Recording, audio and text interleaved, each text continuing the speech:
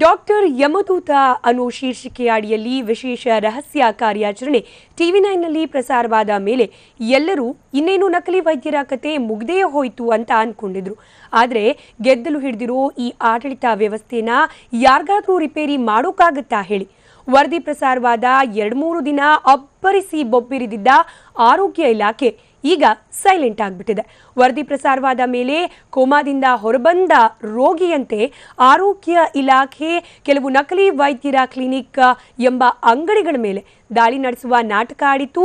ವರದಿಯಲ್ಲಿ ಉಲ್ಲೇಖಿತಗೊಂಡಿದ್ದ ಧಾರವಾಡ, ಗದಗ, ಬಾಗಲಕೋಟೆ, ಹಾವೇರಿ ಜಿಲ್ಲೆಗಳಲ್ಲಿ ಮಾತ್ರ ಆರೋಗ್ಯ ಇಲಾಖೆ ದಾಳಿ ನಡೆಸಿ ಕೆಲವು ವೈದ್ಯರಿಗೆ ನೋಟಿಸ್ ಜಾರಿ ಮಾಡಿತು. ರಹಸ್ಯ ಕಾರ್ಯಾಚರಣೆಯಲ್ಲಿ ಸಿಕ್ಕಿಬಿದ್ದಿರುವ ಇನ್ನು ಅನೇಕರಿಗೆ ನೋಟಿಸ್ ಕೂಡ ಜಾರಿಯಾಗಿಲ್ಲ. ಕ್ರಮ ಕೈಗೊಳ್ಳುವ ಭರವಸೆ ಕೂಡ ಇಲ್ಲ. ಕಾಟಾಚಾರದ ದಾಳಿ, ಕಾಟಾಚಾರದ ತನಿಖೆ ನಡೆಸುವುದಕ್ಕೆ ಆರೋಗ್ಯ ಇಲಾಖೆ ನಿರ್ಧರಿಸಿದಂತಿದೆ. ಹೀಗಾಗಿನೇ ನಕಲಿ ವೈದ್ಯರು ಮತ್ತೆ ಕ್ಲಿನಿಕ್ಗಳನ್ನು ಓಪನ್ ಮಾಡಿದ್ದಾರೆ. ಪ್ರತಿದಿನ ಬೆಳಗ್ಗೆ ಮತ್ತು ಸಂಜೆ ನಕಲಿ ವೈದ್ಯರ ಸುಲಿಗೆ ಕೇಂದ್ರಗಳು ಎಂದಿನಂತೆ ಜನರ ಸುಲಿಗೆಗೆ ಬ್ಯುಸಿಯಾಗಿವೆ.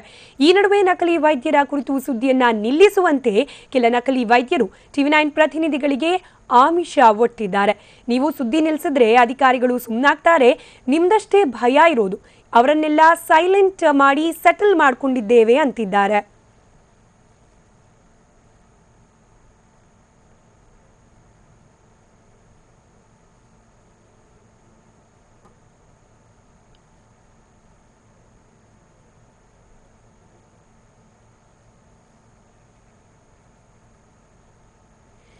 ಈ ಬಗ್ಗೆ ಮತ್ತಷ್ಟು ಮಾಹಿತಿಯನ್ನು ನೀಡಲಿಕ್ಕೆ ನಮ್ಮ ಪ್ರತಿನಿಧಿ ಪ್ರಕಾಶ್ ನುಲ್ವಿ ದೂರವಾಣಿ ಸಂಪರ್ಕದಲ್ಲಿದ್ದಾರೆ. ಪ್ರಕಾಶ್, ಎಷ್ಟೇ ಬಡ್ಕೊಳ್ಳಿ ನಮ್ಮ ಎಮ್ಮೆ ಚರ್ಮಕ್ಕೆ ಯಾವುದೇ ರೀತಿ ಎಫೆಕ್ಟ್ ಆಗಲ್ಲ ಅನ್ನೋದನ್ನ ಮತ್ತೊಮ್ಮೆ ಆರೋಗ್ಯ ಇಲಾಖೆಯ ಅಧಿಕಾರಿಗಳು ತೋರಿಸ್ತಿರೋದು. ಆರಂಭ ಶೂರತ್ವ ಮುಗ್ದೇ ಹೋಯ್ತು ಅನ್ನೋ ನಿಟ್ಟಿನಲ್ಲಿ ಈಗ ಅಧಿಕಾರಿಗಳು ವರ್ತಿಸ್ತಿರೋದು. ಸೊ ಏನ್ ಹೇಳ್ತೀರಿ ಈ ಬಗ್ಗೆ?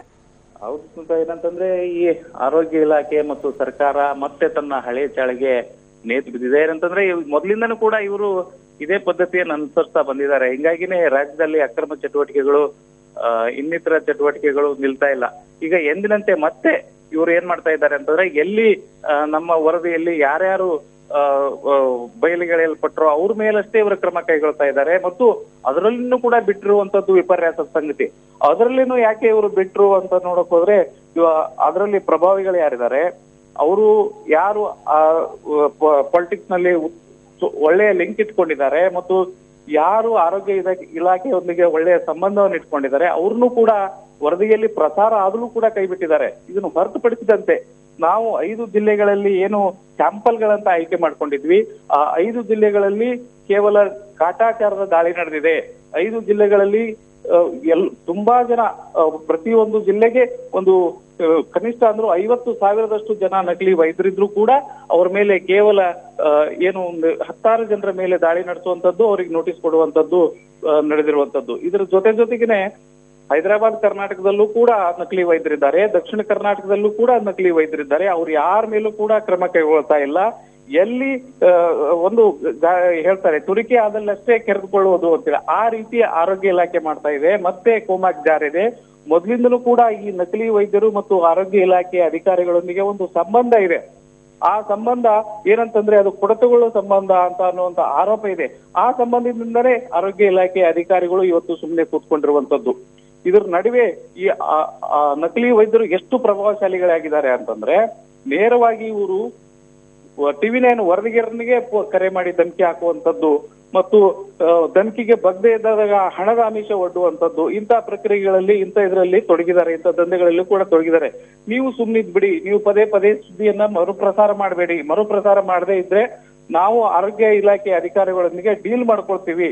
ಅವರು ದಾಳಿಯನ್ನ ನಿಲ್ಲಿಸ್ತಾರೆ, ನೀವು ವರದಿ ಮಾಡ್ತಾ ಹೋದ್ರೆ ಅವರು ದಾಳಿಯನ್ನ ಮುಂದುವರಿಸ್ತಾರೆ. ನಿಮಗೆ ಏನ್ ಬೇಕೋ ಅದನ್ನ ಕೊಡ್ತೀವಿ, ನಾವು ಅಧಿಕಾರಿಗಳೊಂದಿಗೆ ಡೀಲ್ ಮಾಡ್ಕೋತೀವಿ ಅನ್ನುವಂತ ಮಾತುಗಳನ್ನ ಫೋನ್ ಮಾಡಿ ಹೇಳ್ತಾರೆ. ಇನ್ನು ಕೆಲವರು ನೀವು ಹೊರಗೆ ಬನ್ನಿ ನೋಡ್ಕೋತೀವಿ, ನೀವು ಹೇಗೆ ಸುದ್ದಿ ಮಾಡಿದ್ರಿ, ಹೊರಗೆ ಬನ್ನಿ, ಕ್ಯಾಮೆರಾ ಇಟ್ಕೊಂಡು ಹೊರಗೆ ಬನ್ನಿ ಅನ್ನುವಂತ ಒಂದು ಧಮಕಿಯನ್ನು ಕೂಡ ಇನ್ನು ಕೆಲವು ವೈದ್ಯರು ಮಾಡ್ತಾ ಇದ್ದಾರೆ. ಇದ್ರ ನಡುವೆ ಏನಾಗಿದೆ ಅಂತಂದ್ರೆ, ಆರೋಗ್ಯ ಇಲಾಖೆಯ ಸಚಿವರಾದಂತ ರಮೇಶ್ ಕುಮಾರ್ ಅವರು ಕಟ್ಟುನಿಟ್ಟಿನ ಆದೇಶ ಮಾಡಿದ್ದೀನಿ, ಇನ್ ಮುಂದೆ ನಕಲಿ ವೈದ್ಯರ ಹಾವಳಿ ರಾಜ್ಯದಲ್ಲಿ ಇರೋದಿಲ್ಲ ಅನ್ನುವಂತ ಒಂದು ಮಾತು ಹೇಳಿದ್ದಾರೆ.